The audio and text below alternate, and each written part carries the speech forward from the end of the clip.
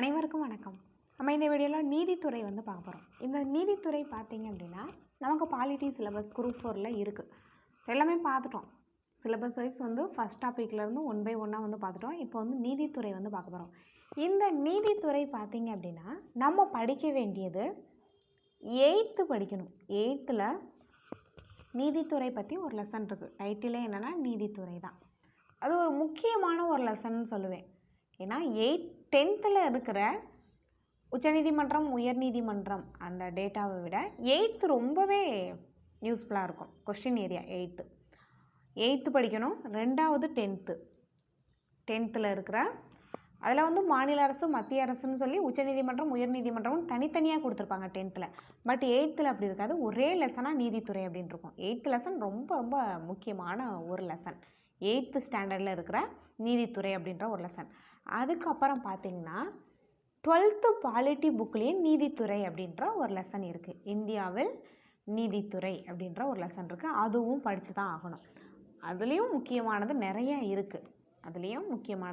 இருக்குது. பட் நான் 12th book கொடுக்கல. இந்த வீடியோவில் நம்ம என்ன தான் பார்க்க போகிறோம்னா 8th and 10th தான் பார்க்க போகிறோம். 12th புக்கில் இருக்கிற அந்த முக்கியமான ஒரு சில கொஸ்டின்ஸ் நான் சேர்த்து சொல்லிடுறேன். ஓகேவா? 12th புக்கு வச்சுருக்கவங்க, பாலிட்டி புக்கு வச்சுருக்கவங்க படிங்க. பட் அதில் இருக்கிற தேவையான கொஸ்டின்ஸ் நான் கொடுக்குறேன். ஓகேவா? ஓகே. ஃபஸ்ட்டு இது மேலே நிறையா கதை கொடுத்துருக்காங்க. அது நமக்கு தேவையில்லை. துக்ளக் ஆட்சி காலத்தில் சுல்தான்கள் ஆட்சி பண்ணியிருப்பாங்கல்ல, அடிமை, துக்ளக், கில்ஜி அப்படின்னு பண்ணியிருப்பாங்க. கில்ஜி வம்சம், துக்ளக் வம்சம், சயது வம்சம், லோடி வம்சம் அப்படின்னு டெல்லி சுல்தான்கள் ஆட்சி பண்ணியிருப்பாங்க. அதில் துக்ளக் ஆட்சி காலத்தில் பார்த்திங்கன்னா உரிமையல் நடைமுறை சட்டங்கள் எல்லாத்தையுமே தொகுத்து வச்சுருப்பாங்க. அதை தான் என்ன சொல்கிறாங்கன்னா தொகுத்து என்ன பண்ணியிருப்பாங்கன்னா உரிமையல் நடைமுறை சட்டம். அதுக்கு என்ன நேம் அப்படின்னா அது எப்படி அழைக்கப்படுதுன்னா ஃபைகா-இ-பெரோஷாஹி அப்படின்னு அழைக்கப்பட்டுருச்சு. இது என்னன்னா வேறு ஒன்றும் இல்லை, அந்த சட்டங்களை தொகுத்துருக்காங்க. இப்போ சட்டங்கள் தொகுத்து சட்டங்களுக்கு பேர் வைக்கிறாங்கல்ல, இந்திய தண்டனை சட்டம், குற்றவியல் சட்டம், அந்த மாதிரி பேர் அதே போல தான். அப்போது துக்ளக் காலத்தில் பார்த்திங்கன்னா உரிமையல் நடைமுறை சட்டங்கள் அனைத்தும் தொகுக்கப்பட்டு ஃபைகா-இ-பெரோஷாஹி அப்படின்னு அழைக்கப்பட்டிருக்கு. அதே போல் அது அரபு மொழியில் எழுதப்பட்டிருக்கு. அதன் பிறகு பாரசீக மொழியில் மொழிபெயர்க்கப்பட்டிருக்கும். அடுத்தது இந்த ஃபைகா-இ-பெரோஷாஹியை அவுரங்கசீப் காலத்தில் என்ன பண்ணியிருப்பார் அப்படின்னா அதில் சின்ன சின்ன மாற்றங்கள் பண்ணியிருப்பார். மாற்றி அமைக்கப்பட்டது. அதை எப்படி சொல்லியிருப்பாங்கன்னா பட்வா-இ-ஆலம்கீர் அவுரங்கசீப் இந்த சட்ட தொகுப்பை தான் மாற்றி அமைச்சிருப்பார். சின்ன சின்ன மாற்றங்கள் செஞ்சுருப்பார். பட்வா-இ-ஆலம்கீர்னு சொல்லியிருப்பார். ஓகே. அடுத்தது நவீன இந்தியாவில் நீதித்துறை பார்த்திங்க அப்படின்னா ஓகே, இது முக்கியமானது பார்க்கலாம். 1773 ஒழுங்குமுறை சட்டம். வாரன் கேஸ்டிங்ஸ் இருந்திருப்பார். ஒழுங்குமுறை சட்டம் கொண்டு வரப்பட்டிருக்கும். அதன் அடிப்படையில் உச்சநீதிமன்றம் அமைவதற்கு அடிப்படையாக அமைந்ததே இந்த ஒழுங்குமுறை சட்டம்னு சொல்லலாம். ஒழுங்குமுறை சட்டம் 1773 உச்சநீதிமன்றம் அமைவதற்கு வழிகோலியது.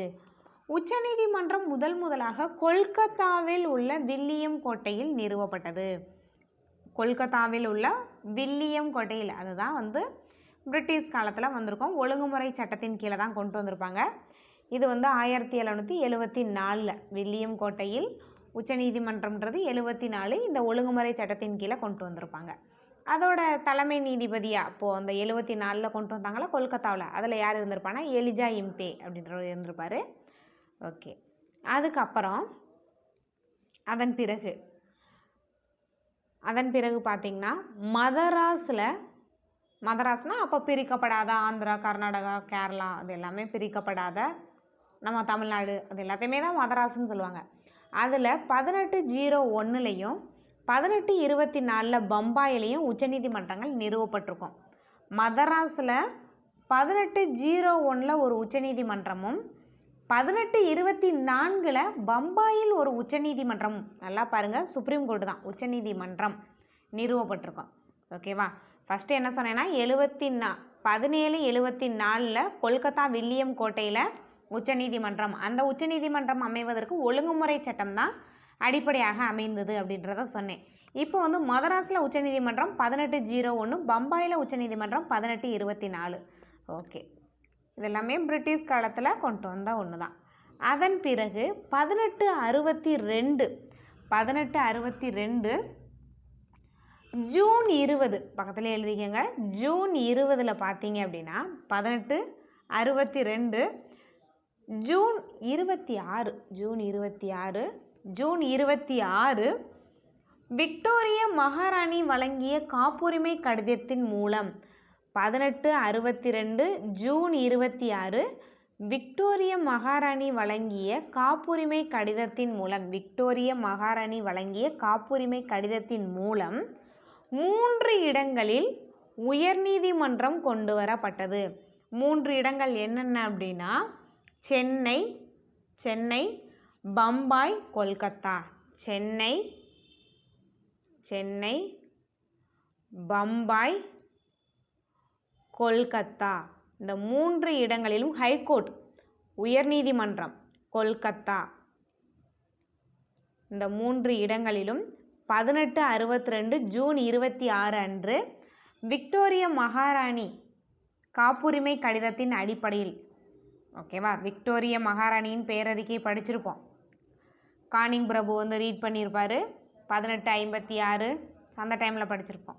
அதே போல் தான் இதுவும். அந்த காப்புரிமை கடிதத்தின் அடிப்படையில் தான் சென்னை, பம்பாய், கொல்கத்தா 3 இடங்களிலும் உயர்நீதிமன்றம் ஏற்படுத்தப்பட்டது. இந்த சென்னை உயர்நீதிமன்றத்தை என்ன சொல்லுவாங்கன்னா, அப்போ அமைக்கப்பட்டதில்ல 1862 ஜூன் 26, அந்த சென்னை உயர்நீதிமன்றத்தை என்ன சொல்லுவாங்கன்னா, உலகிலேயே லண்டனுக்கு அடுத்து 2வது பெரிய நீதித்துறை வளாகம்னா சென்னை தான். 1862 சென்னையில் ஹைகோர்ட் அமைக்கப்பட்டது. அதை என்ன சொல்கிறாங்கன்னா, உலகிலேயே லண்டனுக்கு அடுத்தபடியாக 2வது மிகப்பெரிய நீதித்துறை வளாகம் எது அப்படின்னா இந்த சென்னை உயர்நீதிமன்றம் தான். அடுத்தது இந்த கல்கத்தா பார்த்தீங்க அப்படின்னா அது ரொம்ப பழமையானதுன்னு சொல்லுவாங்க. சரி, ஓகே, அடுத்தடுத்து பார்க்கலாம். அந்த பிரிட்டிஷ் காலத்தில் சிவில் வழக்குகளை தீர்ப்பதற்கு குடிமையியல் நீதிமன்றம் இதெல்லாம் சேஞ்ச் பண்ணியிருப்பாங்க. ஒவ்வொருத்தவங்க இருக்கும்போதும் first Warren casting, William Cornwallis அப்படி இப்படின்னு மாற்றிட்டே தான் இருப்பாங்க. இதை ஃபஸ்ட்டு ஒன்று கொண்டு வருவாங்க, அப்புறம் மேல்முறையீடுன்னு சொல்லுவாங்க. ஜஸ்ட் இதை பார்த்து மட்டும் வச்சுக்கோங்க. குற்றவியல் வழக்குகளை தீர்ப்பதற்கு குற்றவியல் நீதிமன்றம், இது வந்து வாரன் கேஸ்டிங்ஸ் கொண்டு வந்தது. கேஸ்டிங்ஸ் பிரபு வாரன் கேஸ்டிங் கொண்டு வந்திருப்பார். மேல்முறையீடுகளை விசாரிக்க சதர் திவானி அதாலத், அடுத்தது சதர் நிசாமத் அதாலத் அப்படின்றது வந்து குற்றவியல் வழக்குகளை விசாரிப்பதற்கு. அதன் பிறகு பார்த்திங்கன்னா இதெல்லாமே வந்து வாரன் கேஸ்டிங். அடுத்து காரன்வாலிஸ் பிரபு என்ன பண்ணியிருப்பார்னா, உரிமையியல் மற்றும் குற்றவியல் நீதிமுறையை மறுசீரமைத்தார். அதை அவர் ஆல்ரெடி வாரன் கேஸ்டிங் கொண்டு வந்தார்ல, அதை வந்து காரன்வாலிஸ் அமைச்சிருப்பார். காரன்வாலிஸ் ஆட்சியில் மாவட்ட குற்றவியல் நீதிமன்றங்கள் நீக்கப்பட்டு கல்கத்தா, டாக்கா, முர்ஷிதாபாத், பாட்னா ஆகிய இடங்களில் மாகாண மேல்முறையீட்டு நீதிமன்றங்கள் அமைக்கப்பட்டது. இந்த மாவட்ட குற்றவியல் நீதிமன்றங்களை அமைத்தவர் வந்து இவருக்கு முன்னாடி இருந்த வாரன் ஹேஸ்டிங்ஸ் அமைச்சிருப்பார். ஆனால் இவர் என்ன பண்ணிட்டாரு, காரன்வாலிஸ் அதை நீக்கிட்டு இந்த 4 இடத்துல மட்டும்தான், கல்கத்தா, டாக்கா, முர்ஷிதாபாத், பாட்னா, இந்த 4 இடத்துல மட்டும்தான் மாகாண மேல்முறையீட்டு நீதிமன்றங்கள் அமைக்கப்பட்டன. யாருடைய காலத்தில் அப்படின்னா காரன்வாலிஸ் காலத்தில். இங்கே பார்த்தோம் மேல்முறையீட்டு நீதிமன்றங்கள் அப்படின்னு பார்த்தோமா, ஆகியவை இருந்தன. மேல்முறையீட்டு நீதிமன்றங்கள் இது எல்லாமே வந்து மாவட்டங்கள் தோறும் அமைச்சிருப்பார். யார், வாரன் கேஸ்டிங் அமைச்சிருப்பார். அதை வந்து இவர் தூக்கிட்டார், காரன்வாலிஸ் தூக்கிட்டு இவர் என்ன பண்ணுறாரு அப்படின்னா மாகாண மேல்முறையீட்டு நீதிமன்றங்களை அமைச்சிருப்பார். இந்த 4 இடத்துல மட்டும்தான். அடுத்தது அவருக்கு அப்புறம் வில்லியம் பெண்டிங், இந்த 4 மேல்முறையீட்டு நீதிமன்றங்களும் நீக்கப்பட்டது. இவங்களுக்கு வேறு வேலையே இல்லை. அவர் கொண்டு வந்தார், அடுத்து காரன்வாலிஸ் நீக்கினார், அடுத்து காரன்வாலிஸ் கொண்டு வந்தால் வில்லியம் பெண்டிங் நீக்கிறாரு. இப்போ நம்ம கவர்மெண்ட் பண்ணுறாங்களா, அவங்க கொண்டு வர ஸ்கீமை இவங்க வந்து இது பண்ணுறாங்க. அதே போல் தான் இவங்களும், பிரிட்டிஷ்க்கும் நமக்கும். ஓகே, வில்லியம் பெண்டிங் ஆட்சி காலத்தில் அந்த காரன்வாலிஸ் கொண்டு வந்த எல்லாத்தையுமே நீக்கிறாரு. நீக்கிட்டு இவர் என்ன பண்ணுறாருன்னு பாருங்கள், ரெண்டே ரெண்டு தான். சதர் திவானி அதாலத் அந்த குற்றவியல், இன்னொன்று வந்து ஃபஸ்ட்டு அந்த உரிமையல், அடுத்தது குற்றவியல்.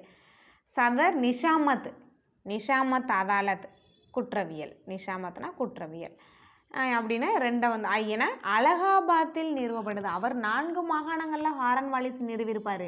அதை வில்லியம் பெண்டிங் தூக்குறாரு. வில்லியம் பெண்டிங் தூக்கிட்டு அலகாபாத்தில் 2 இடங்களில் மட்டும் வைக்கிறாரு. அடுத்தது மெக்காலே என்பவரால் அமைக்கப்பட்ட சட்ட ஆணையம் இந்திய சட்டங்களை நெறிமுறைப்படுத்தியது. சட்ட ஆணையத்தை தொகுத்தவர் யார் அப்படின்னா மெக்காலே பிரபு. அவர் என்ன பண்ணியிருப்பாருன்னா சட்ட ஆணையம் தொகுத்திருப்பார். அதன் அடிப்படையில் இந்திய சட்டங்கள் நெறிமுறைப்படுத்தப்பட்டது. இந்த ஆணையத்தின் அடிப்படையில் 1859 உரிமையல் நடைமுறை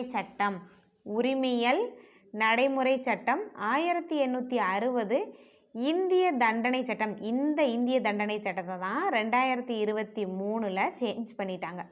இந்திய தண்டனை சட்டத்தை இப்போது சமீபத்தில் ஆட்சி பண்ணிக்கிட்டு இருக்க கவர்மெண்ட் என்ன பண்ணிட்டாங்கன்னா இந்திய தண்டனை சட்டத்தை மாற்றி அமைச்சிருக்காங்க.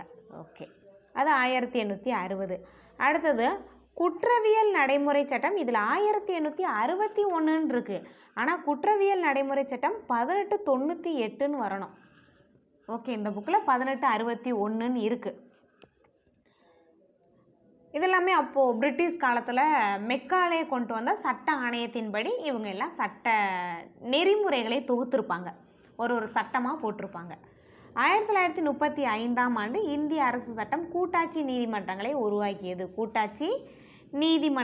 உருவாக்கியது. இது இறுதி மேல்முறையீட்டு நீதிமன்றம் அல்ல. அந்த சட்டத்தின்படி இந்திய அரசு சட்டம் 1935 படி வந்த கூட்டாட்சி நீதிமன்றம் ஒன்றும் மேல்முறையீட்டு நீதிமன்றம் அல்ல. இங்கிலாந்தில் உள்ள அதுதான் வந்து மேல்முறையிட சில நேரங்களில் செயல்பட்டிருக்கு. ஓகே, அடுத்தது என்ன பார்க்க போகிறோம் அப்படின்னா 1949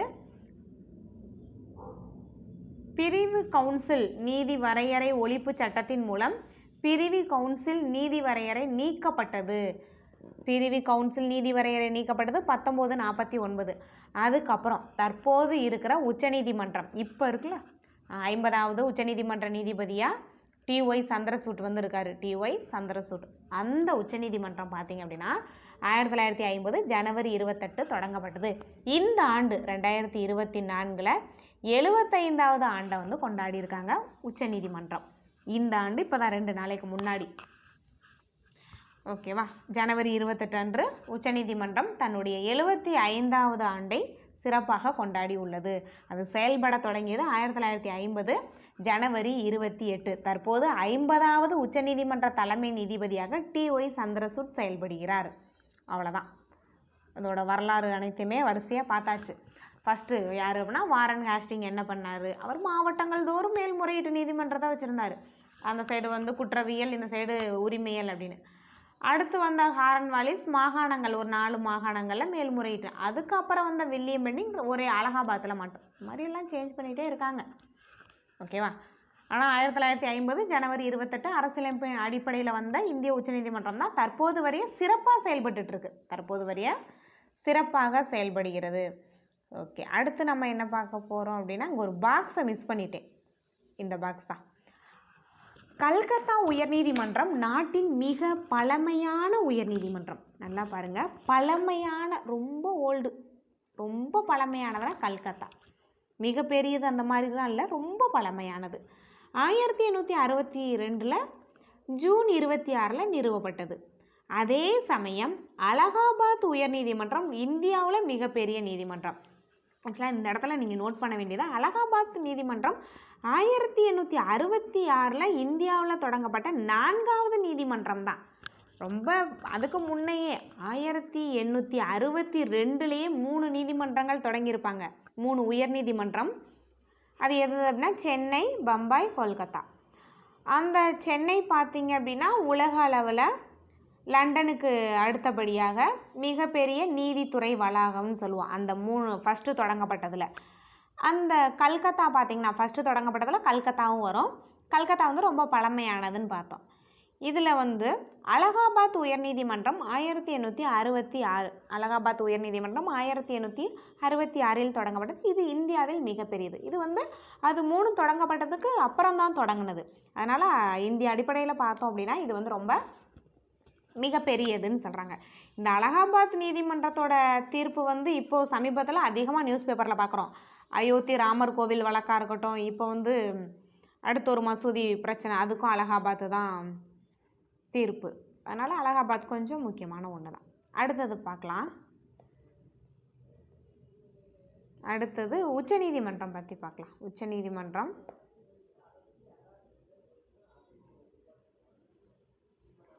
உச்சநீதிமன்றத்தை பற்றி பார்க்குறதுக்கு முன்னாடி விதி 145 பார்த்துருவோம். விதி 145 என்ன அப்படின்னா, விதி 142 சொல்லியிருப்பேன். ஆர்டிகல் 142 என்ன அப்படின்னா, இப்போ வந்து மத்திய அரசும் சரி மாநில அரசும் சரி ஒரு ப்ராப்ளம், ஒரு பிரச்சனையை கையில் எடுக்கலை, அதை கண்டுக்கரில் விடுறாங்க. யார்? சென்ட்ரல் கவர்மெண்ட்டும் ஸ்டேட்டும், நம்ம மாநில அரசும் சரி மத்திய அரசும் சரி. எக்ஸாம்பிள் சொன்னால் உங்களுக்கு நல்லா புரியும். இப்போ பேரறிவாளன் ரிலீஸ் பண்ணியிருப்பாங்க. ராஜீவ்காந்தி வழக்கு, ராஜீவ்காந்தி கொலை வழக்கில் அவங்கள வந்து சுப்ரீம் கோர்ட் வந்து தீர்ப்பு வழங்கி ரிலீஸ் பண்ணிட்டாங்க. யார் அப்படின்னா பேரறிவாளன் உட்பட அந்த கொலை வழக்கில் தொடர்பான சில பேரை வந்து ரிலீஸ் பண்ணியிருப்பாங்க. எந்த விதியின் அடிப்படையில் அவங்கள ரிலீஸ் பண்ணாங்கன்னா அந்த 142. ஆக்சுவலாக அவங்கள யாரே வந்து ரிலீஸ் பண்ணியிருக்கலாம் அப்படின்னா நம்ம ஸ்டேட் கவர்மெண்ட்டே பண்ணியிருக்கலாம். கவர்னர் நினச்சிருந்தாரு அப்படின்னா 161 அடிப்படையில் ரிலீஸ் பண்ணியிருக்கலாம். அதுக்கப்புறம் குடியரசுத் தலைவர் நினச்சிருந்தாங்க அப்படின்னா 72 அடிப்படையில் மன்னிப்பு வழங்கி அனுப்பியிருக்கலாம். பட் 2 பேருமே நினைக்கல. நம்ம கவர்னரும் நினைக்கல, அங்கே இருக்கிற குடியரசுத் தலைவரும் நினைக்கல. ஸோ அதனால் உச்சநீதிமன்றம் என்ன பண்ணாங்கன்னா அவங்களோட பவரை கையில் எடுக்கிறாங்க. உச்சநீதிமன்றத்திற்கே சிறந்த அதிகாரம்னு சொல்லலாம். யாருமே இங்கே மத்திய அரசும் இது பண்ணலை, மாநில அரசும் இது பண்ணலை அப்படின்னா இவங்களே தனிப்பட்ட முறையில் தன்னோட சிறப்பு அதிகாரத்தின் அடிப்படையில் அவங்கள ரிலீஸ் பண்ணிடலாம். இந்த 142 அடிப்படையில் என்ன பண்ணிட்டாங்க, அவங்கள ரிலீஸ் பண்ணியிருக்காங்க.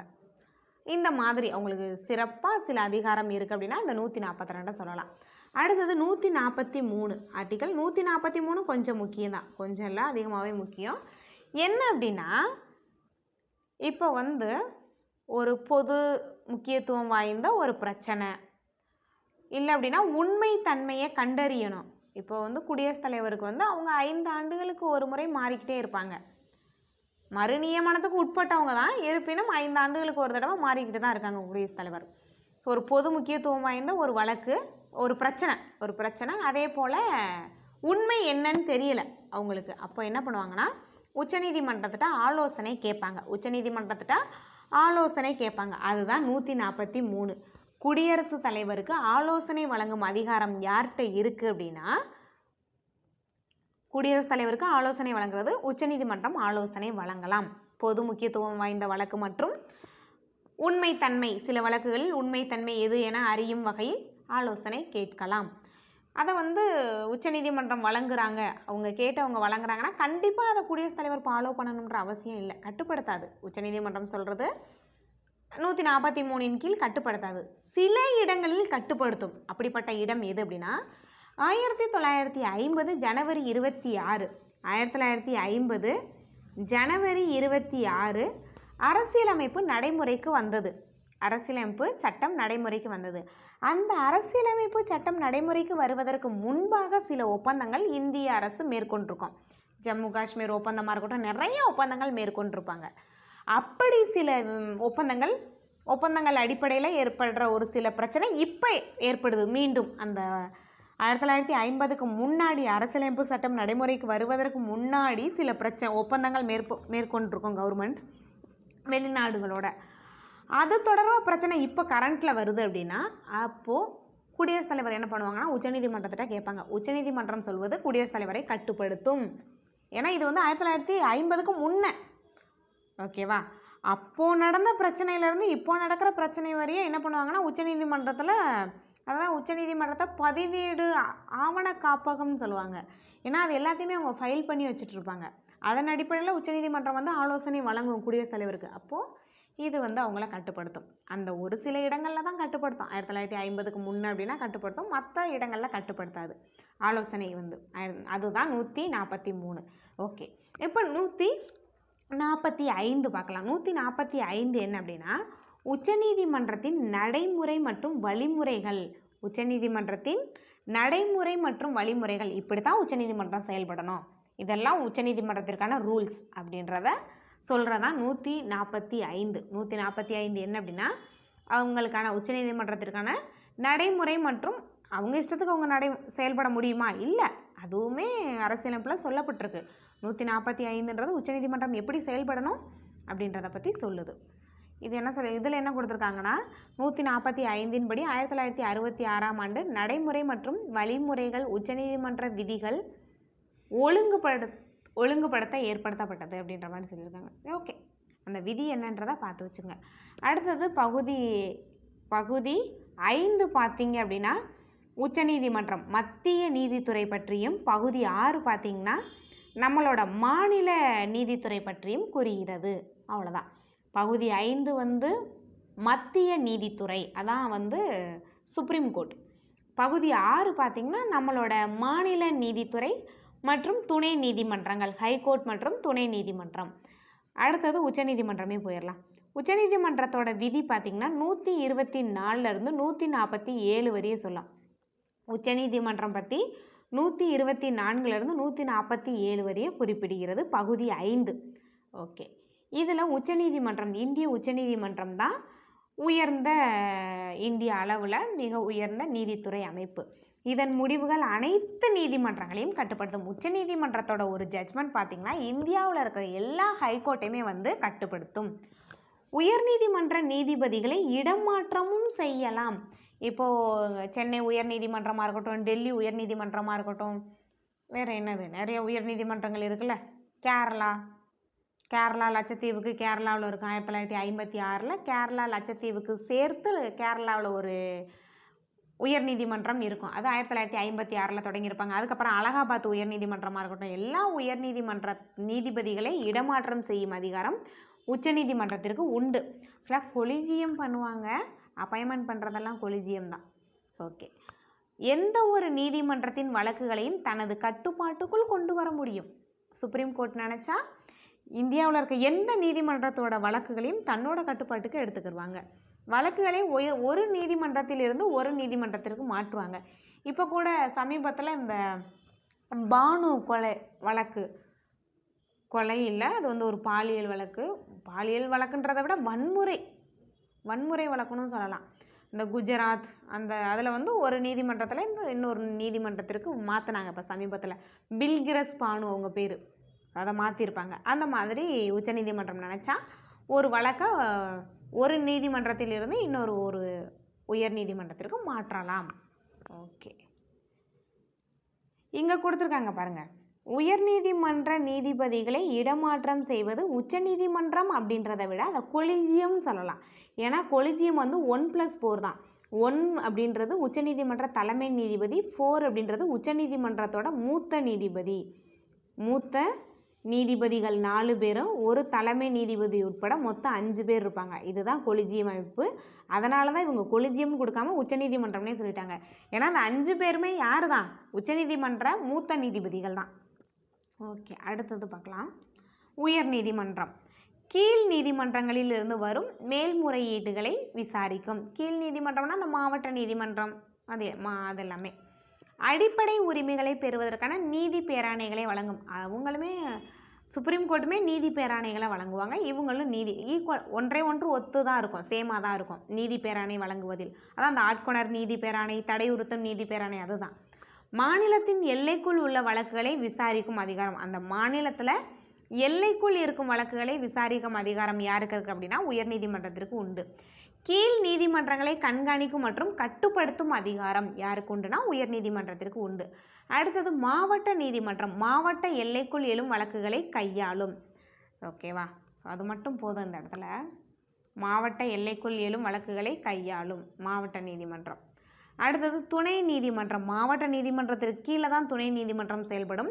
இது வந்து உரிமையல் குற்றவியல் வழக்குகளை வந்து விசாரிக்கும். ஏன் அப்படின்னா அந்த மாவட்ட நீதிமன்றம்ன்றது வந்து உரிமையல் வழக்குகளை விசாரிக்கும்னு சில இடங்களில் கொடுத்துருக்காங்க. இந்த இடத்துல குற்றவியல் தொடர்பான வழக்குன்னு கொடுத்துருக்காங்க.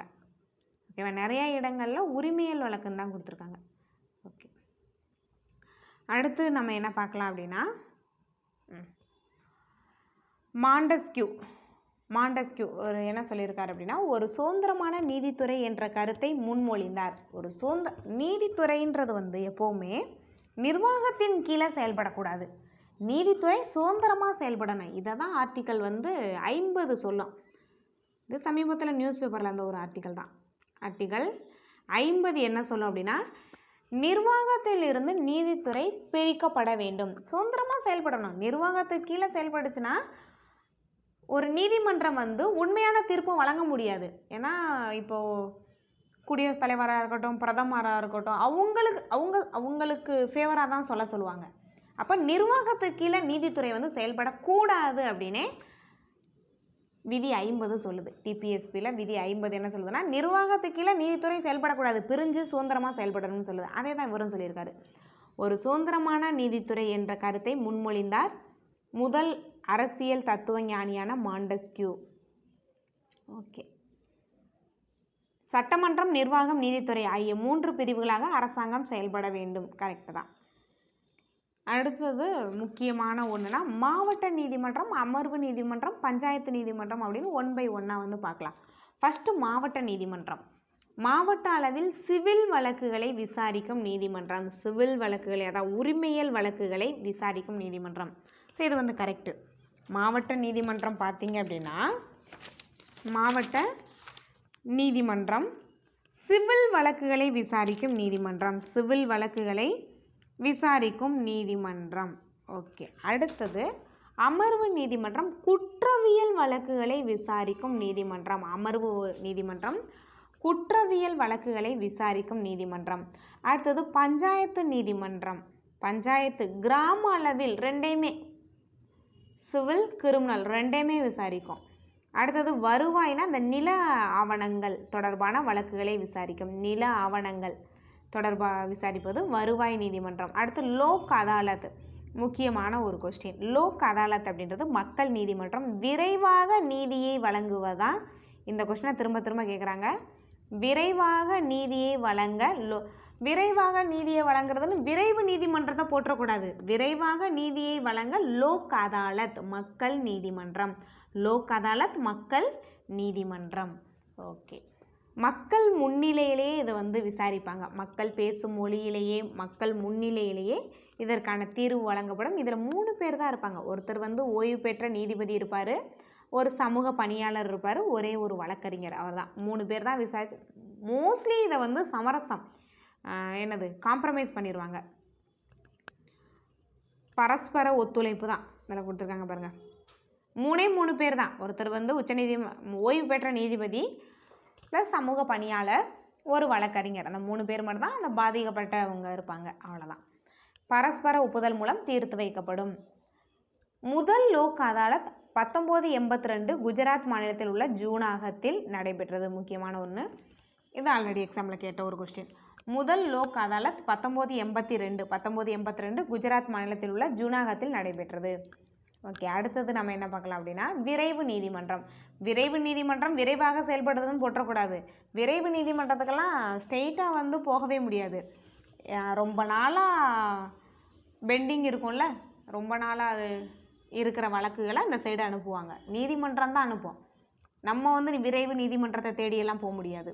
2000 ஆண்டு தொடங்கப்பட்டது விரைவு நீதிமன்றம். நீண்ட காலமாக நிலுவையில் உள்ள வழக்குகள், கீழ் நீதிமன்ற வழக்குகளை முடிவுக்கு கொண்டு வரும் நோக்கில் தொடங்கப்பட்டதான் விரைவு நீதிமன்றம். அடுத்து தொலைதூர சட்ட முன்னெடுப்பு. கிராமப்புற மக்களுக்காக சட்ட உதவி மற்றும் சேவைகளை வழங்குவதற்காக சட்டம் மற்றும் நீதி அமைச்சகம், மின்னணு மற்றும் தகவல் தொழில்நுட்ப அமைச்சகத்தின் கூட்டு முயற்சியோடு இதை தொடங்கியிருப்பாங்க. கிராமப்புற மக்களுக்கு சட்ட உதவி மற்றும் சேவைகள் வழங்கணும் அப்படின்றதற்காக. தொழில்நுட்ப இயங்குதளமான தொலைதூர சட்ட இணைய வழியின் பொதுவான சேவை மையத்தில் காணொளி கலந்துரையாடல் மூலம் வழக்குரைஞர்களிடம் இருந்து மக்கள் சட்ட ஆலோசனை பெறலாம். நமக்கு ஏதாவது டவுட்னா சட்ட ஆலோசனை பெறலாம். அடுத்தது குடும்ப நீதிமன்றம். குடும்ப நீதிமன்ற சட்டம் 1984 படி இது கொண்டு வரப்பட்டிருக்கோம். குடும்ப நீதிமன்ற சட்டம் 1984 படி இது கொண்டு வரப்பட்டிருக்கோம். குடும்ப நீதிமன்றங்கள் சட்டம் 84, அதை எழுதிக்கங்க, புக்கில் இல்லை.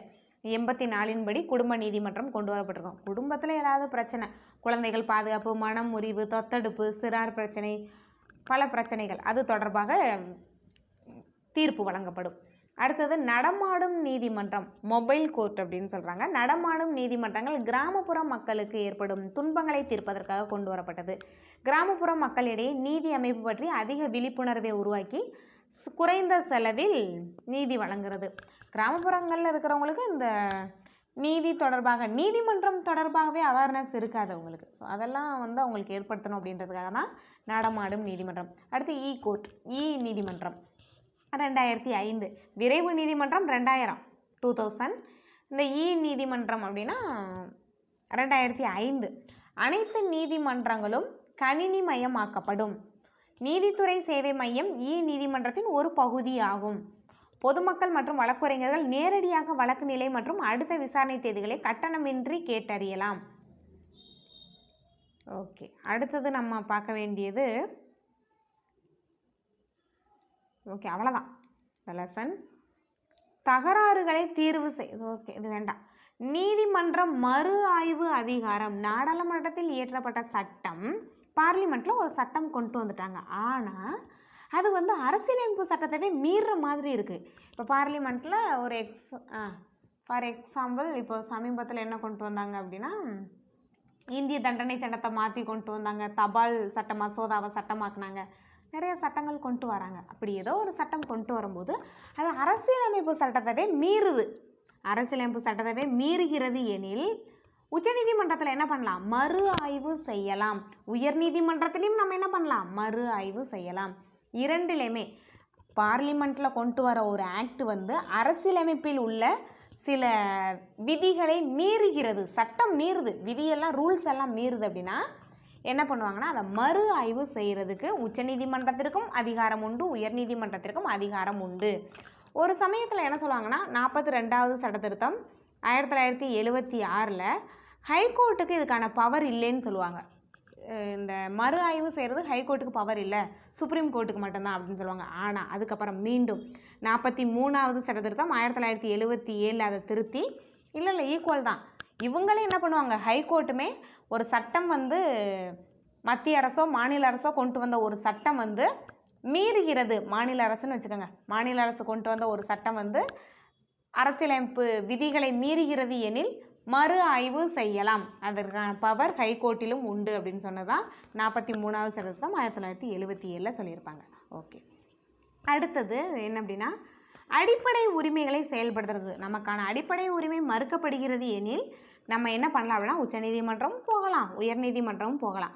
உச்சநீதிமன்றம் போகிறது வந்து ஆர்டிகல் 32, உயர்நீதிமன்றம் அப்படின்னா 226. அடுத்து நால்சா அப்படின்னு சொல்லுவாங்க, தேசிய சட்ட சேவைகள் அதிகாரம் 1987 சட்ட சேவைகள் அதிகார சட்டத்தின் கீழ் அமைக்கப்பட்டதான் இந்த இது.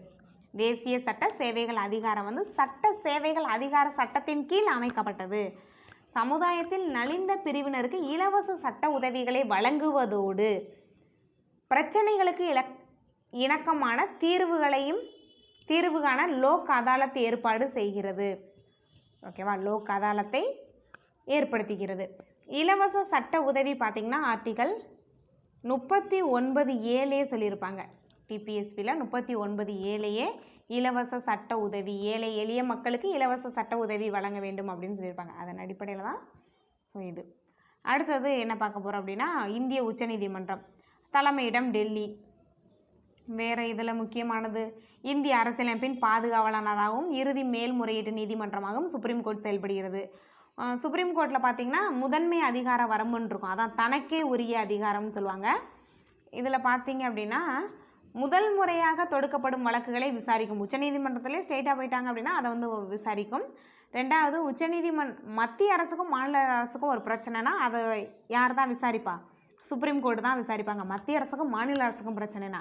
அடுத்து 2 மாநிலத்துக்கு இடையே பிரச்சனைனா, இப்போ கர்நாடகா தண்ணி பிரச்சனை, ஸோ தண்ணி பிரச்சனையும் அங்கே தான். இப்போ கர்நாடகாவுக்கும் நமக்கும் ஒரு பிரச்சனை, இல்லை கர்நாடகா கேரளாவுக்கும் ஒரு பிரச்சனை, நமக்கும் கேரளாவுக்கும் பிரச்சனை, இல்லை நமக்கும் கேரளா கர்நாடகா எல்லாருக்கும் பிரச்சனை, அது எல்லாமே எங்கே தான் போகும் அப்படின்னா, இப்போ மாநிலங்களுக்கு இடையே பிரச்சனை அப்படின்னாவே அதை யார் தான் விசாரிப்பா? சுப்ரீம் கோர்ட் தான் விசாரிப்பாங்க. அடுத்தது மேல்முறையீட்டு அதிகார வரம்பும் உண்டு. உச்சநீதிமன்றத்திற்கு மேல்முறையீட்டு அதிகார வரம்பு உண்டு. ஆனால் எல்லாருமே மேல்முறையீடு அங்கே பண்ண முடியுமா? இல்லை. ஹைகோர்ட் வந்து ஒரு சான்று வழங்குவாங்க, எங்களுக்கு இன்னும் தெளிவாக வந்து இதில் தீர்ப்பு வழங்குங்க அப்படின்ற மாதிரி அவங்க ஒரு சர்டிஃபிகேட் கொடுத்தா மட்டும்தான் அந்த மேல்முறையீட்டு வழக்கை சுப்ரீம் கோர்ட்டு எடுத்துக்கிடுவாங்க. ஹைகோர்ட் கண்டிப்பாக சர்டிஃபிகேட் கொடுக்கணும், இல்லைன்னா அவங்க எடுத்துக்க மாட்டாங்க. உயர்நீதிமன்றம் வழங்கிய தீர்ப்பை எதிர்த்து மேல்முறையீடு செய்யப்படும் வழக்குகளை விசாரிக்கும் அதிகாரம் உச்சநீதிமன்றத்திற்கு உண்டு. ஆனால் இது வந்து தகுதி உள்ளது, நீங்கள் விசாரிங்க அப்படின்னு ஹைகோர்ட் வந்து சான்று வழங்குவாங்க. இன்னும் தெளிவான தீர்ப்பு வந்து சொல்லுங்கள் அப்படின்ற மாதிரி இவங்க சான்று வழங்கினா மட்டும்தான் அவங்க மேல்முறையீடு அக்செப்ட் பண்ணிக்கிடுவாங்க. அடுத்து இந்த ஆலோசனை அதிகார வரம்பு சொல்லிட்டேன், ஆர்டிகல் 143 குடியரசுத் தலைவருக்கு வழங்குவாங்க, அதான் இது. அது சுப்ரீம் கோர்ட்டுக்கு ஒன்று தான். அடுத்தது நீதி பேராணை, இதுவும் சொல்லியாச்சு. 32 226 வந்து ஹைகோர்ட், 32 சுப்ரீம் கோர்ட்டு. அடுத்து ஆவண நீதிமன்றம், இதுவும் நான் ஸ்டார்டிங்லேயே சொல்லிட்டேன். அவங்க வந்து சுப்ரீம் கோர்ட்டாக இருக்கட்டும் ஹைகோர்ட்டாக இருக்கட்டும் 2 பேருமே நீதிமன்ற நடவடிக்கைகளின் பதிவுகளை பராமரிப்பாங்க, ஆவணப்படுத்துவாங்க. அதன் முடிவுகள் கீழ் நீதிமன்றங்களை கட்டுப்படுத்தும். சிறப்பு நீதிமன்றம் கீழ் நீதிமன்ற செயல்பாடுகளை கண்காணிப்பாங்க. அதே மாதிரி ஹைகோர்ட்டும் கண்காணிப்பாங்க. பட் அந்த இராணுவம் ஆயுதம் தொடர்பான அந்த தீர்ப்பாயங்கள் அதெல்லாம் வந்து அவங்களுக்கு கீழே வராது. இப்போ உச்சநீதிமன்றம் அப்படின்னா அனைத்து நீதிமன்றங்களோட செயல்பாட்டையும் கண்காணிக்கலாம். அடுத்தது ஹைகோர்ட். ஹைகோர்ட் பார்த்தீங்க அப்படின்னா இந்தியாவில் ஒவ்வொரு மாநிலத்திலும் இருக்குது, அல்லது ரெண்டுக்கு மேற்பட்ட மாநிலங்களுக்கு சேர்ந்து கூட ஒரு நீதிமன்றம் இருக்கலாம். இப்போ நமக்கும் புதுச்சேரிக்கும் சேர்த்து தானே சென்னையில் இருக்குது, அதே போல் தான் அந்த சைடு வந்து கேரளாவுக்கும் லட்சத்தீவுக்கும் சேர்த்து தான் கேரளாவில் இருக்குது. இங்கே பாருங்கள், பஞ்சாப் ஹரியானா யூனியனான சண்டிகர், இது 3க்கும் சேர்த்து சண்டிகரில் இருக்குது. ஓகேவா? பஞ்சாப் ஹரியானா சண்டிகர், இது 3க்குமே சேர்த்து எங்கே இருக்குது அப்படின்னா சண்டிகரில் இருக்குது. இந்த ஹைகோர்ட் வந்து 1878 தொடங்கிட்டாங்க, 1878. அடுத்தது 7 வடகிழக்கு மாநிலங்களுக்குமே சேர்த்து எங்கே இருக்குன்னா கவுஹாத்தியில் இருக்குது. 7 வடகிழக்கு மாநிலங்களுக்குமே சேர்த்து கவுஹாத்தியில் ஹைகோர்ட் வந்து இருக்குது. ஓகே. மாநிலங்களில் உயர்நீதிமன்றத்தின் கீழ் துணை நீதிமன்றங்கள் உள்ளன. ஓகே. அடுத்தது முக்கியமானது அப்படின்னா எதுவும் இல்லை, லாஸ்ட்டாக ஒரு டேப்லெட் கடன் கொடுத்துருக்காங்க. என்ன அப்படின்னா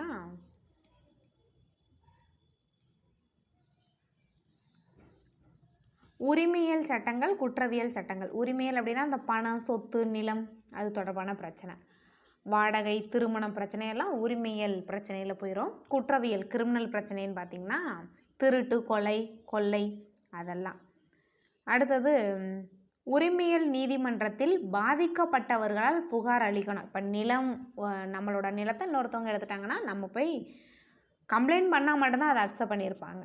உரிமையியல் நீதிமன்றம் அனைத்துமே அந்த மாதிரி தான். ஆனால் இங்கே அப்படி இல்லை, காவல்துறையே முன் வந்து என்ன பண்ணுவாங்கன்னா எஃப்ஐஆர் ஃபைல் பண்ணுவாங்க.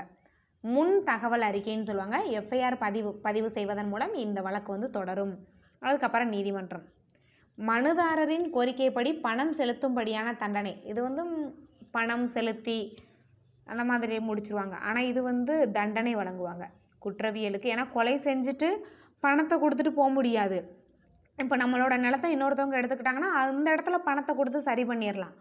இது வந்து ஒருத்தவங்கள கொன்னுட்டு கொலை பண்ணிட்டு பணம் கொடுத்தா அது சரியாக இருக்குமா? தண்டனை வழங்கிடுவாங்க. அடுத்து பொதுநல வழக்குலாம் பார்த்திங்கன்னா இந்த பரமானந்த கட்டாரா பொதுநல வழக்கு, ஆக்சிடெண்ட் ஆகிடுச்சு அப்படின்னா அப்போ போய் எஃப்ஐஆர் ஃபைல் பண்ணி அது எல்லாமே யார் அந்த ஆக்சிடெண்ட் காரணம் அப்படின்றதெல்லாம் பார்த்துட்டு வந்து அவங்கள ட்ரீட்மெண்ட் பண்ணால் அவர் போய் சேர்ந்துருவார். அந்த மாதிரி பொதுமக்களுக்காக, அதுக்காக தான் பரமானந்த கட்டாரா வழக்கு வந்திருக்கும். பொதுநல வழக்கு தான் அதுவும். அது அதுக்காக தான் வந்துச்சு. ஆக்சிடெண்ட் ஆகிடுச்சு அப்படின்னா ஃபஸ்ட்டு உங்களுக்கு ட்ரீட்மெண்ட் பண்ணுங்கள், அதுக்கப்புறம் நீங்கள் எஃப்ஐஆர் போடுங்க, யார் பண்ணால் எல்லாமே கண்டுபிடிங்க, ஃபஸ்ட்டு ட்ரீட்மெண்ட் பண்ணுங்கள் அப்படின்ற மாதிரி வந்தது தான் பரமானந்த கட்டாரா வழக்கு. அது வந்து பொதுநல வழக்கு என்ற கருத்து இந்திய நீதித்துறையில் புதிதான ஒன்று. பொது நலனை பாதுகாக்கணும் அப்படின்றதுக்காக தாக்கல் செய்வதுதான் பொதுநல வழக்கு. நிறைய பொதுநல வழக்கு இருக்குது நீதித்துறையில். உச்சநீதிமன்றத்தில் இந்த முறையை அறிமுகப்படுத்தியது. பொதுநல வழக்கு உச்சநீதிமன்றத்தில் அறிமுகம் செய்யப்பட்டது. ஒரு நபர் தனது வழக்கு தொடர்பான நீதிமன்றத்தை அணுக அனுமதிக்கிறது. அடிப்படை உரிமைகள் மீறல், சமய உரிமைகள், மாசுபாடு, சுற்றுச்சூழல் தொடர்பாக நிறைய பொதுநல வழக்கு கொண்டு வருவாங்க. ஏன்னா அந்த தொழிற்சாலையிலேருந்து வாயு ரிலீஸ் ஆகுது அப்படி இப்படின்னு சொல்லிட்டு சுற்றுச்சூழல் தொடர்பாக நிறைய பொதுநல வழக்கு வரும். சாலை பாதுகாப்பு, அதான் நான் இப்போ சொன்னேன், ஆக்சிடெண்ட் ஆகிறது, பரமானந்த கட்டார வழக்கு, அது எல்லாமே ஆகியவற்றுக்காக பொதுநல வழக்கை எவரும் தாக்கல் செய்யலாம், யார் வேணாலும் பண்ணலாம். இது தொடர்பாக எழுதப்பட்ட புகார் கடிதம் மூலம் இவ்வழக்கினை பதியலாம். ஓகே, அடுத்தது புக் பேக் கொஸ்டின் பார்க்கலாம். இந்தியாவின் மிக உயர்ந்த மற்றும் இறுதியான நீதித்துறை நமக்கு தெரியும், சுப்ரீம் கோர்ட் தான். Option C. டாஸ்க்கு இடையே பிரச்சனைகள் தீர்வு காண்பதற்கு ஒரு செயல்முறையை யாருக்கு இடையேயான பிரச்சனைகளுக்கு தீர்வு காண்பதற்கான ஒரு செயல்முறையை நீதிமன்ற அமைப்பு வழங்குகிறது. குடிமக்களுக்கு இடையான பிரச்சனைக்கும் தீர்வு வழங்குவாங்க, குடிமக்களுக்கும் கவர்மெண்ட்டுக்கும் பிரச்சனைனாலும் தீர்வு வழங்குவாங்க, 2 மாநிலங்களுக்கு இடையான பிரச்சனைனாலும் தீர்வு வழங்குவாங்க. மேற்கண்ட அனைத்தும் கீழ்கண்ட எந்த அதிகார வரம்பின் மூலம் இரு மாநிலங்களுக்கு இடையான பிரச்சனை, நமக்கும் கர்நாடகாவுக்கும் பிரச்சனை அப்படின்னா அது உச்சநீதிமன்றம் தான் அதை விசாரிப்பாங்க. அது உச்சநீதிமன்றத்தோட முதன்மை அதிகார வரம்புன்னு சொல்லுவாங்க, இல்லைன்னா தன்னகத்தை உரிய அதிகார வரம்பு. முதன்மை அதிகார வரம்பும் ஒன்று தான், தன்னகத்தை உரிய அதிகார வரம்பும் ஒன்று தான். Option A answer. அடுத்தது மாநிலம் யூனியன் பிரதேசம் ஒரு பொதுவான உயர்நீதிமன்றத்தை கொண்டுள்ளது. இப்போ தான் சொன்னேன், சண்டிகரில் இருக்குது, பஞ்சாப், ஹரியானா, அது 3க்குமே சேர்த்து பார்த்தீங்க அப்படின்னா இந்த சண்டிகரில் இருக்குது. 1878 தொடங்கியிருப்பாங்க. பொதுநல வழக்கு முறை இந்தியாவில் யாரால் அறிமுகப்படுத்தப்பட்டதா? பொதுநல வழக்கு முறை இந்தியாவில் அறிமுகப்படுத்தப்பட்டுள்ளது. இது பார்த்தீங்க அப்படின்னா சுப்ரீம் கோர்ட் தான். இந்தியாவில் உச்சநிலையில் உள்ள நீதிமன்றங்கள் எத்தனை? 1 தான், அதான் உச்சநீதிமன்றம். உச்சநீதிமன்றம் அமைந்துள்ள தலைமையிடம் டெல்லி. எஃப்ஐஆர் அப்படின்றது முதல் தகவல் அறிக்கை. Option A. குற்றவியல் வழக்குகளில் இதான் ஃபர்ஸ்ட் பதிவு பண்ணுவாங்க. குற்றவியல் வழக்குகளை விசாரிக்கும் நீதிமன்றம் அமர்வு நீதிமன்றம். இது ஒரு முக்கியமான கொஸ்டின், செகண்ட் ஆப்ஷன். ஓகேவா? இந்தியாவின் பழமையானது கொல்கத்தா. அரசமைப்பு சட்டத்தை உருவாக்கியவர்கள் டேஸ் மற்றும் டேஸ் உடன் இந்திய நீதித்துறையை நிறுவினர். சுதந்திரமான மற்றும் நடுநிலை தன்மையோடு உருவாக்கியிருப்பாங்க. புகழ்பெற்ற பிரெஞ்சு தத்துவ ஞானியான யார்? மாண்டஸ்கியூ சொல்லியிருப்பார். ஒரு சுதந்திரமான நீதித்துறை அப்படின்ற கருத்தை முன்மொழிந்தார். பணம், சொத்து, சமூகம் தொடர்பான பிரச்சனை உரிமையல் சட்டம். பழங்காலத்தில் பெரும்பாலான அரசர்களின் நீதிமன்றங்கள் டேஸின் படி, அப்போ பார்த்தீங்கன்னா இந்த ஸ்மிருதி தர்மங்கள் அதன் அடிப்படையில் அப்போ சொல்லியிருப்பாங்க. அடுத்தது உச்சநீதிமன்றம். உச்சநீதிமன்றம் இறுதி மேல்முறையீட்டு நீதிமன்றம். உச்சநீதிமன்றம் இறுதி மேல்முறையீட்டு நீதிமன்றம். முதல் தலைமை நீதிபதி எலிஜா இம்பே. மாநிலத்தின் உயர்ந்த நீதிமன்றம், மாநிலத்தில் உயர் நீதிமன்றம். லோக் அதாலத் விரைவான நீதிமன்றம். ஸ்மிருதி சமூக கடமைகள். ஓகே, அடுத்ததில் என்ன கொடுத்துருக்காங்க அப்படின்னா 1951 ஜனவரி 28 இந்திய உச்சநீதிமன்றம் 1950 ஜனவரி 28. ஸோ இதெல்லாம் உங்களுக்கு தெரியும், அங்கே மேலே சொன்னதான் திரும்ப திரும்ப இருக்குது.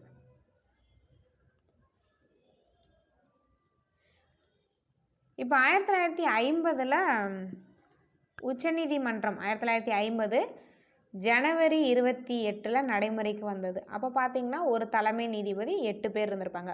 உச்சநீதிமன்றத்தின் முதல் தலைமை நீதிபதி யார் அப்படின்னா ஹனியா அப்படின்றவர் இருந்திருப்பார்.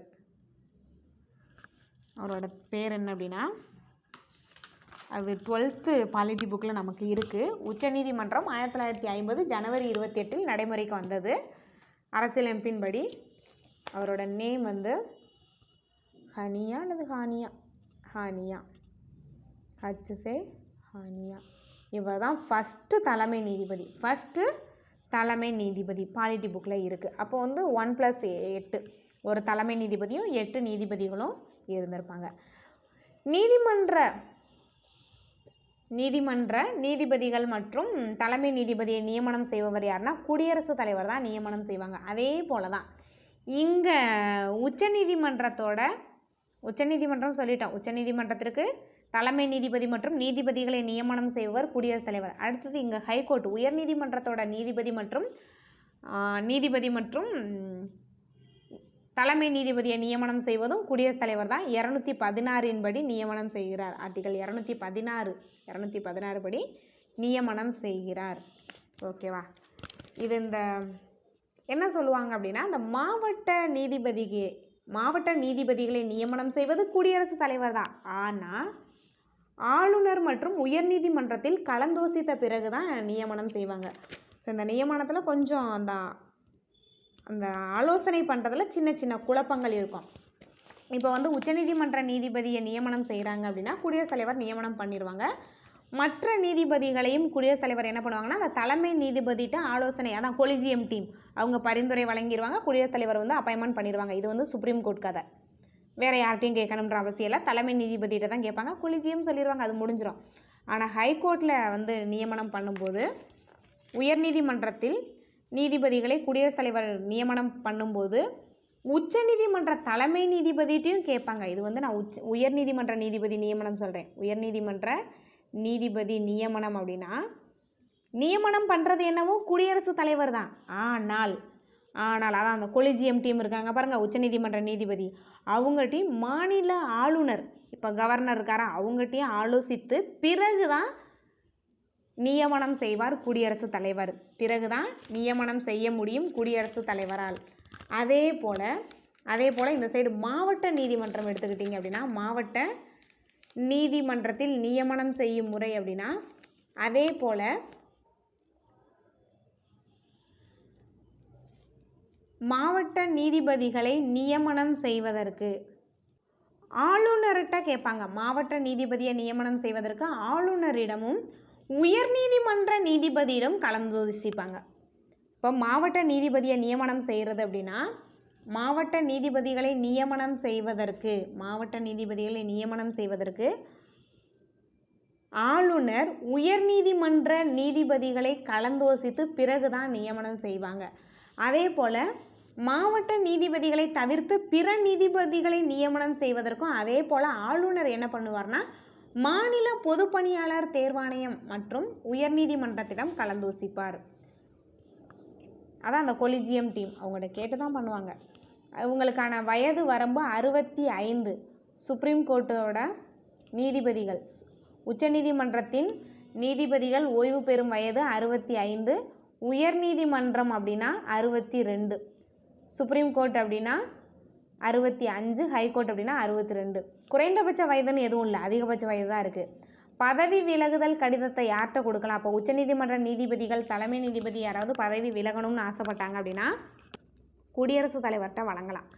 அதே மாதிரி அவங்கள பதவி நீக்கமும் செய்யலாம் இதுவரையும். ஆனால் யாரையும் பதவி நீக்கம் செய்ததில்லை. இப்போ உச்சநீதிமன்ற நீதிபதிகளை பதவி நீக்கம் செய்யணும் அப்படின்னா நாடாளுமன்றத்தில் சட்டம் கொண்டு வருவாங்க.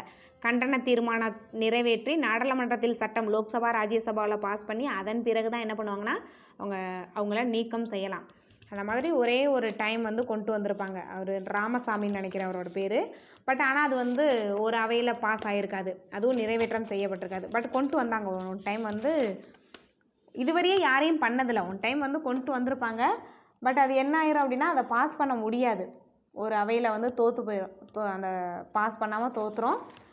தோல்வி அடைஞ்சதன் காரணமாக வந்து ராமசாமி, அவரோட நேம் ராமசாமி தான், நீதிபதியாக இருந்திருப்பார். 90s இருந்திருப்பார். அவருக்கு எதிராக கொண்டு வந்தாங்க இந்த கண்டன தீர்மானம், பதவி நீக்கத்தை. அதன் பிறகு யார் மீதுமே கொண்டு வந்ததில்லை. தலைமையிடம் டெல்லியில் இருக்குது. இந்த செயல்பாடு நான் சொன்னது போல தான் தனக்கே உரிய நீதி வரையறை.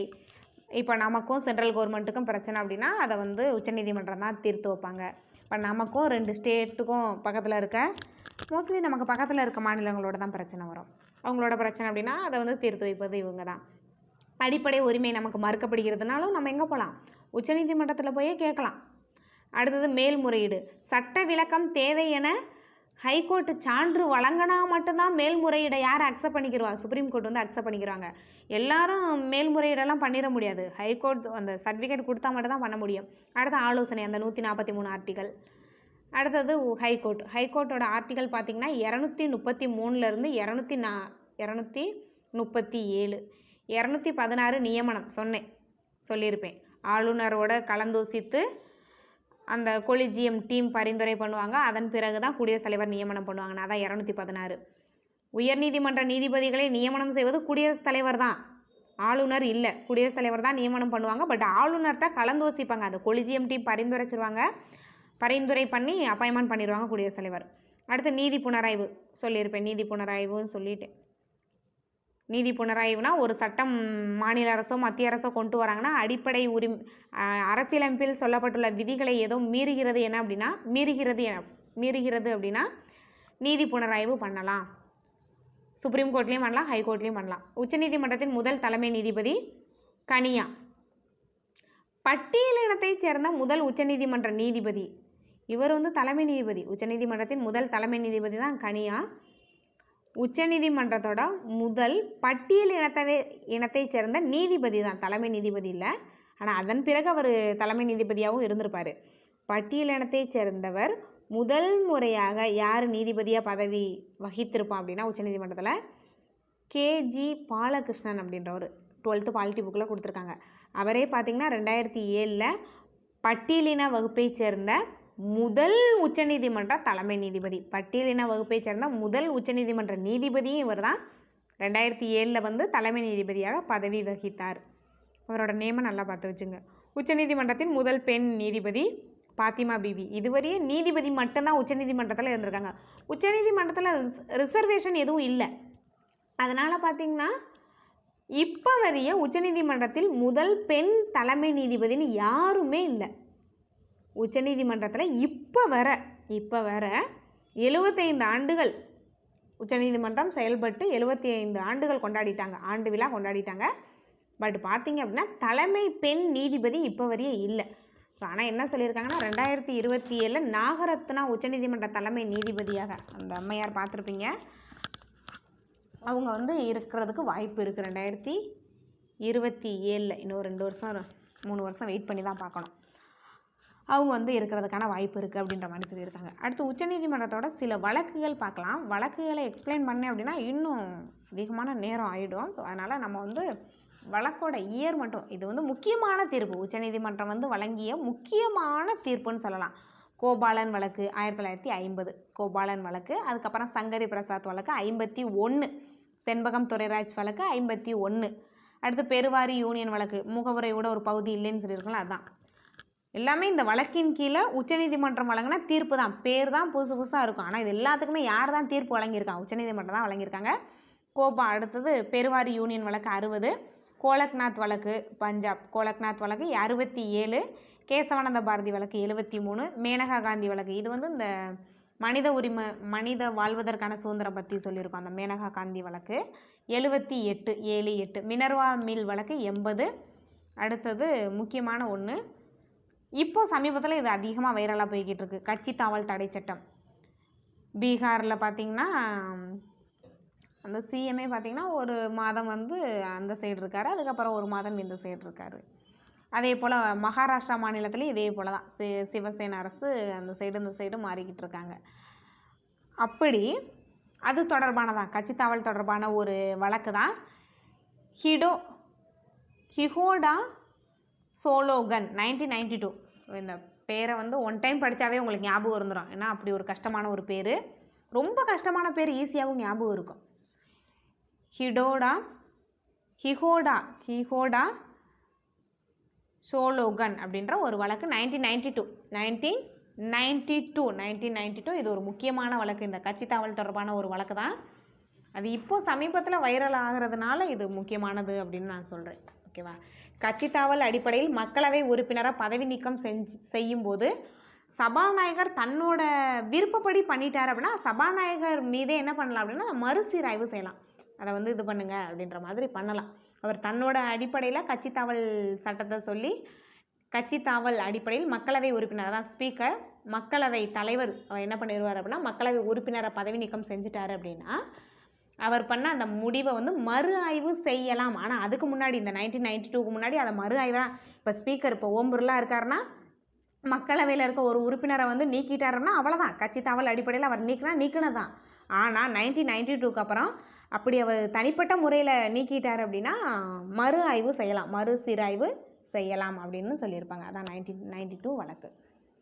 பொம்மை வழக்கு 1994. இந்த பொம்மை வழக்குக்கு அப்புறம் தான் அதிகமாக 356 யூஸ் பண்ண சென்ட்ரல் கவர்மெண்ட் பயப்படுறாங்க. ஏன்னா இதுவும் மறு ஆய்வுக்கு உட்பட்டதான். ஓகேவா? இல்லைனா எப்போது பாருங்கள் எந்த ஸ்டேட்டில் பார்த்தாலும் 356 அனௌன்ஸ் பண்ணுறதா வேலையாக இருக்கும். ஆனால் பொம்மை வழக்குக்கு அப்புறம் பொம்மை வழக்கு உச்சநீதிமன்றம் வழங்கின சிறந்த தீர்ப்புனே சொல்லலாம். 356 அதுக்கப்புறம் பயன்படுத்துகிறதே இல்லை. ஏன்னா பொம்மை வழக்கில் வந்து என்ன சொல்லியிருப்பாங்கன்னா, ஒரு வீடியோவில் சொல்லியிருப்பேன், 356 பொம்மை வழக்கில் என்ன சொன்னாங்கன்னே சொல்லியிருப்பேன். ஏன்னா அது ரொம்ப முக்கியமான ஒரு வழக்கு. அடுத்து எல்ஐசி வழக்கு 1995. பாலாஜி ராகவன் வழக்கு வந்து 1996. இது என்ன அப்படின்னா, இப்போது நம்ம பேருக்கு பின்னாடி ஒரு 2-3 டிகிரி வச்சுருப்போம், அதெல்லாம் செல்லும். ஆனால் வேறு பட்டங்கள், ராஜான்ற பட்டம், ராணின்ற பட்டம், அப்புறம் திவான்ற பட்டம், அது நிறையா இருக்கும். அந்த மாதிரி பட்டம் செல்லாது. பாரத ரத்னா செல்லும், அப்புறம் பத்மஸ்ரீ, அதை போல் நம்ம படித்து நம்ம பேருக்கு பின்னாடி வச்சுருப்போம்ல, அது ஈஸியாக படிச்சிருவோம். 3 வருஷம் 2 வருஷம் அப்படின்ட்டு அதை படித்து ஈஸியாக வச்சுருவோம். அதையெல்லாம் செல்லும். அதை சொல்லுவது தான் பாலாஜி ராகவன் வழக்கு 1996. எந்தெந்த பட்டங்கள் செல்லும், அதான் பட்டங்கள் ஒழிப்பு 18 விதி. ஓகே, அதுதான் வந்து பாலாஜி ராகவன் வழக்கு.